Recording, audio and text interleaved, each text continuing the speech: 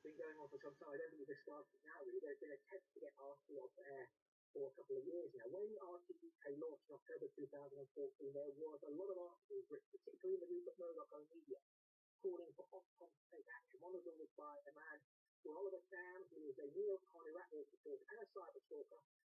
He's written a lot of anti-RT pieces. He works for Murdoch on crowdfunding a legal action against him and Murdoch very shortly for harassment. And the key point here is that the Murdoch press has been at the forefront of this campaign to get RT off the air. So they've run a lot of articles.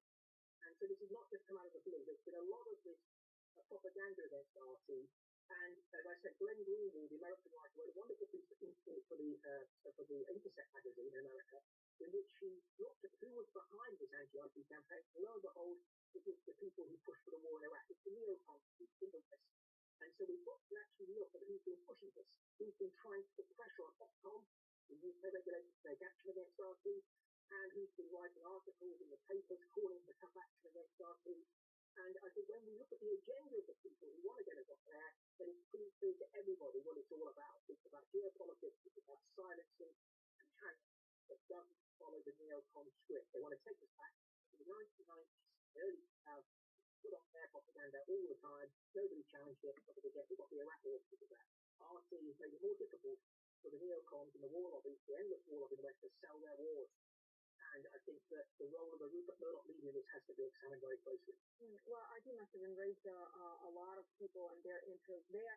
But, interestingly, you mentioned the launch of RT and the reaction to that from mainstream media and establishment. And also 2 years ago, RT banners were taken down across. Yes. How do you see all this? Is this like a campaign against RT? Let's call it what it is. It's the neocons off there, leaving a prominent role. And they want to get RT off there for the reasons I said. They want to silence dissident voices. But the trouble they've got is this: RT has become too popular. Now, they've written articles in the Times saying, nobody watches it. They've tweeted about it. At the same time, they're devoting all their time to ridiculing RT and to trying to pull off on flat. I mean, nobody was watching. Why would they take all these efforts to try and get us off air? So I think it's pretty clear that there's been this concerted campaign. And of course, as RT gets more and more popular, it's broken the record up in a billion on YouTube. More and more people are watching it. And so at this particular moment in time, when it's been a big setback for this neocon faction in the West, what's happened in Syria, they desperately wanted Assad to bomb by now to move on to Iran. They haven't had it. And so we've got these perpetual warmongers now shrieking for no-fly zones in Syria. But the British public don't want it. The British public knows that a no-fly zone in Syria can only apply to Russian Syrian planes, would probably bring about World War III with Russia. Nobody wants that in the West. No sane person. It's just this endless war lobby, which has a home in the Murdoch media. They're this. And so RT is in the line of fire because, as I said, I've lost track of a number of people who come up to me in the street. They look like you're an artist, bus driver. So it's a great art. It's a great channel. I watch it now from the BBC. All people in Britain are watching RT, and this is what's really making these neocons very angry. So they want to silence us. And one key way of trying to silence people is to close their bank accounts, to put pressure on, and that makes it very difficult to do business. But I think that there's been already in the last couple of hours been a huge reaction on Twitter, social media. People are angry about this.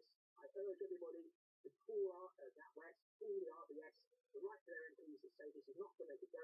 We want explanations, we want reasons why they've done this, and threaten people to threaten NatWest that if the banks account aren't reopened, then they will move their bank account from NatWest. We've got to make NatWest pay a price for this, the British government pay the price for this, and let them know we're not just going to sit back like docile sheep and just accept a very good news channel being taken off air and being censored. We believe in free speech in Britain.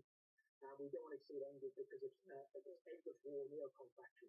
Well, certainly a big blow to the freedom of speech there, as you already put it.